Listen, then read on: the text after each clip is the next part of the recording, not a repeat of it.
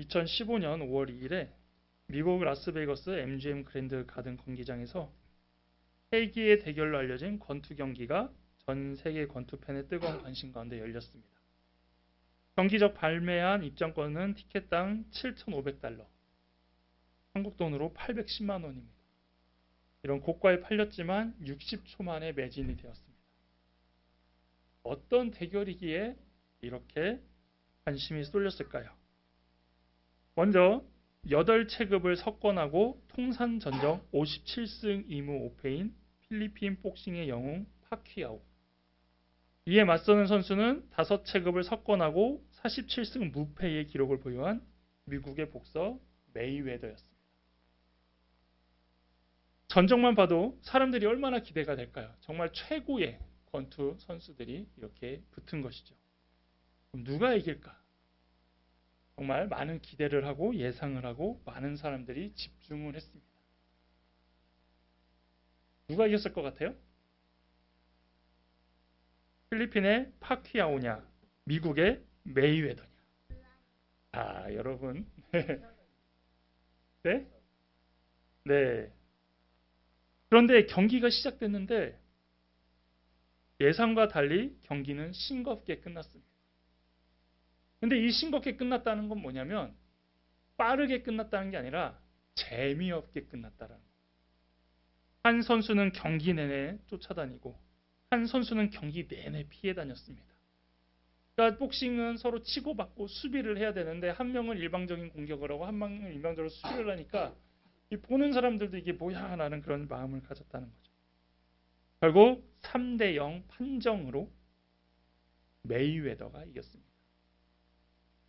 그래서 소문은 되게 요란했지만 그 내용은 별거 없는 싱겁게 끝난 잔치라고 모든 외신과 기자들은 글을 썼었습니다. 왜 이 이야기를 했냐? 오늘 본문도 이와 같은 세기의 대결이 일어납니다. 짐승의 군대와 백마탄 자의 전쟁입니다.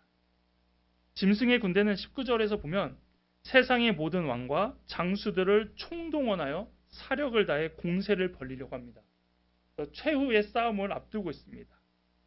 그런데 그 결과가 어떻게 되냐? 너무 싱겁게 끝난다는 거죠. 20절에서 21절에 짐승이 잡히고 그 앞에서 표정을 행하던 거짓 선지자도 함께 잡혔으니 이는 짐승의 표를 받고 그의 우상에게 경배하던 자들을 표적으로 미혹하던 자라.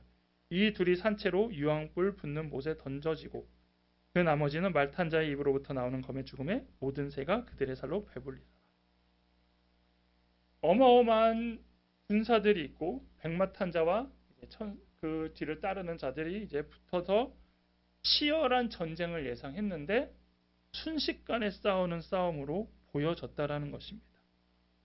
이것은 무엇을 의미하냐면 이처럼 마지막 전투, 최후의 전투는 치열할 것으로 보이지만 결국은 쉽게 끝난다. 승리하는 우리의 입장에서는 싱겁게 끝난다는 것을 보여주고 있습니다. 자, 그러면 이 전쟁의 내용을 조금 살펴보면은 17절에 보면은 태양 안에 서 있는 한 천사가 등장함으로 시작이 됩니다. 이 천사가 공중의 모든 새를 향하여 큰 잔치로 초대를 합니다. 근데 이 잔치는 어린 양의 혼인 잔치가 아니라 새들이 새로운 잔치에 초대를 하는데요. 이 잔치는 어떤 잔치일까요? 이 새들이 초대된 잔치는 지금 이 사탄의 세력과 그리스도와 하늘 군대와의 전쟁이 끝난 후에 초대하는 잔치입니다. 자, 그래서 이거는 무엇이냐면 사탄의 세력이 지금 패망하고 그 시체가 널렸으니 새들아 너희가 와서 이것들을 먹으라라고 이야기하고 있는 것입니다. 자, 이 시체들은 누구냐? 18절에 왕들의 살과 장군들의 살과 장사들의 살과 말들과 그것을 탄 자들의 살과 자유인들이나 종들이나 작은 자나 큰 자나 모든 자의 살을 먹으리라 하더라. 즉 그 시체들은 짐승의 편에 섰던 왕, 장군, 장사, 말탄 자, 자유인, 종, 작은 자, 큰 자 등 짐승의 편에 섰던 사람들의 시체입니다. 즉 예수님을 믿지 않고 사탄의 편에 선 불신자들입니다. 이 시체들이 이제 널려 있으니까 시체를 먹는 새들아 다 와서 먹어라. 이거를 이제 잔치라고 표현한 것이죠. 새들이 와서 전쟁에서 죽은 시체들을부터 살을 뜯어 먹는 모습. 이거 어떤 영화나 아니면 조금 어려운 상황을 보여줄 때나 비춰주는 그런 모습인데, 이 모습은 얼마나 끔찍하고 비참한 모습입니까? 그런데 잘 보시면 이 전쟁의 과정이 전혀 언급되어 있지 않다라는 겁니다. 앞에서 지금 짐승과 백마탄 자가 섰더라. 그런데 갑자기 이 사람들이 다 시체가 돼서 나뒹구는 모습으로 표현되고 있다는 겁니다. 이것은 무슨 얘기입니까?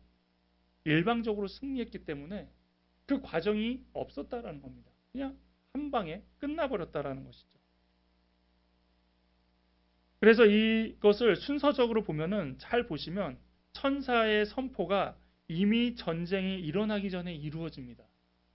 즉 새들 너희들 모여 준비해. 이제 너희 잔치가 시작될 건데 너희 이제 먹을 것들이 생길 건데 준비하고 있어 라고 선포하고 바로 그 전쟁이 시작된 다음에 그 전쟁이 끝난 시체들을 새들이 와서 먹는 모습을 보여주고 있다는 것이죠. 짐승과 그의 군대는 지금까지 키워온 힘과 자신을 따르는 추종 세력들이 많아지면서 이 전쟁은 세기의 전쟁이며 한번 해볼 만하다라고 생각했을 겁니다. 하지만 이 모습은 자신들을 잘 모르고 한 생각이라는 것을 오늘 말씀을 통해서 알게 되죠. 19절에 전쟁이 시작됩니다. 이날은 구약에서 여러 번 예언한 최후의 심판, 즉 여호와의 날이라고 표현되는 바로 그 날입니다.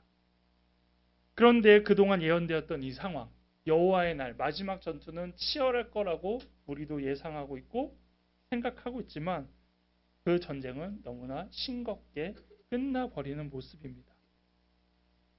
그리스도의 입에서 예리한 검이 나오자 짐승과 그 앞에서 표적을 행하던 거짓 선지자는 순식간에 사로잡힌 채 산채로 유황불못에 던져지고 짐승의 군대는 말탄자의 입에서 나오는 검에 쓰러져 죽습니다. 그동안 세상의 왕, 그 누구도 넘어설 수 없는 권력자 겸 군주였지만 실제로 백마탄자 앞에 섰을 때는 제대로 상대하지 못하고 고꾸러지는 공이호랑이와 같은 모습으로 오늘 전쟁은 이루어진 것입니다. 자, 이런 상황에서 이제 지옥의 모습이 등장합니다. 20절에 이 둘이 산채로 유황불 붙는 못에 던져지고 라고 말합니다. 유황불에 짐승과 거짓 선지자가 산채로 던져집니다. 산채로 던져지는 것은 살아있는 모습으로 불에 던져지는 걸로 우리가 생각할 수 있지만 여기서는 불에 타서 사라지지 않는 모습을 표현하고 있습니다. 또 우리가 일반적으로 지옥불에 가면은 거기서는 죽고 싶어도 죽지 못하는 고통을 계속 당해야 된다는 게 바로 이 부분을 가지고 이야기하는 것입니다. 지옥이 이런 곳이죠. 불못 속에서 죽지 못한 채 영원하고 의식적인 고통의 형벌을 받게 되는 바로 이런 곳입니다. 그리고 이제 짐승과 거짓 선지자를 제외한 나머지들은 말탄 자의 입으로부터 나오는 검에 죽게 되고 이제 그 시체들은 공중의 새들을 통하여 뜯어 먹히게 되는 저주를 받게 되는 것입니다. 그런데 이렇게 새 또는 들짐승, 심지어 개에게 살이 뜯겨 먹히는 것은 구약에서 보면은 상당히 비참한 저주에 속한 모습입니다. 그래서 구약에 실제로 개들에게 시체를 뜯어 먹힌 사람이 있는데 누구냐면 아하방의 아내 이세벨. 이세벨이 바로 죽었을 때 그 시체를 개들이 와서 먹음으로써 저주받은 사람이라는 걸 보여줬다는 것이죠. 그동안 세상에서는 기세등등하고 그 누구도 맞설 자가 없으며 다양한 부귀영화와 사람들에게 칭송받던 이 바다짐승과 거짓 선지자는 이렇게 그리스도의 말 한마디에 그 앞에 힘쓰지 못하고 모두 죽는 모습, 패배하는 모습을 오늘 말씀을 통해서 보게 됩니다. 그리고 이것이 바로 실제 실상이라는 것입니다. 지금은 악이 더 앞서 있는 것 같고 선은 묻힌 것처럼 보이고 하나님을 믿지 않는 자들 그리고 하나님을 거역하는 자들이 기세등등한 것처럼 보이지만 마지막 때의 최후의 모습은 결국 별거 아닌 사람이 된다라는 것이죠. 그리고 그들의 종말은 무엇입니까? 지옥으로 가는 것뿐만 아니라 한편으로는 그 시체는 저주받은 모습으로 가장 두렵고 가장 끔찍한 모습으로 벌을 받게 된다라고 오늘 말씀하고 계십니다. 이렇게 허당에 불과한 짐승과 거짓 선지자들 같은 사람들을 지금도 많은 사람들이 따르고 있고 그들에게 모이고 있는 안타까운 모습이 있습니다. 그래서 예수님께서는 요한복음 16장 33절에 이렇게 말씀하십니다. 이것을 너희에게 이르는 것은 너희로 내 안에서 평화를 누리게 하려 함이라. 세상에서는 너희가 환난을 당하나 담대하라. 내가 세상을 이겼노라. 아멘. 우리가 기뻐할 수 있는 무엇일까요? 그리고 사도 바울도 항상 환난 중에 기뻐하라고 말하는 이유는 무엇일까요? 우리의 삶이 즐거워서, 우리가 기쁜 일만 듣게 돼서, 우리가 기쁜 소식만 알게 돼서? 아니죠. 최후의 승리는 결국 우리에게 있다라는 것입니다. 그리고 그 최종의 승리를 우리는 약속받았기 때문입니다. 여러분, 운동 경기를 봤을 때 생중계를 볼 때와 하이라이트를 볼 때의 마음가짐이 다른 거 아십니까? 생중계는 승패를 몰라요. 그렇죠? 근데 하이라이트는 어떻습니까? 승패를 알고 보잖아요. 그래서 승리했을 때 하이라이트를 보면은 지고 있어도 즐거워요. 그래, 한번 누려봐. 이때까지 기쁘지? 곧 너희는 지게 될 거야. 이런 마음으로 알게 된다는 거죠. 우리의 신앙이 바로 이 모습이라는 겁니다. 우리의 신앙은 현실이기도 하지만 미래에 대해서는 하이라이트와 같은 겁니다. 이미 우리는 승리한 모습을 살아가고 있기 때문에 그래, 지금은 내가 힘들어, 어려워, 사탄이 시험하고 세상이 우리를 핍박해도 그래, 지금까지만 잘 너희가 나를 힘들게 해라. 결국 우리는 승리하게 되어 있다는 걸 오늘 말씀은 결국 마지막 날의 하이라이트를 우리에게 보여주고 있는 것이죠. 지금 우리의 공격은 어떤 사람들이 하고 있습니까? 세상도 하고 있습니다. 그리고 거짓 선지자들도 있어요. 심지어 지금은 정치적인 모습 가지고 거짓 선지자들이 선동하고 있지 않습니까? 또한 이단들도 교회를 무시하고 있고 공격하고 있고 다양한 방법으로 현혹하고 있습니다. 하지만 우리가 주눅들지 않고 담대하게 살아가야 될 이유는 무엇이냐면 승리했기 때문이고 또 승리할 것이기 때문입니다.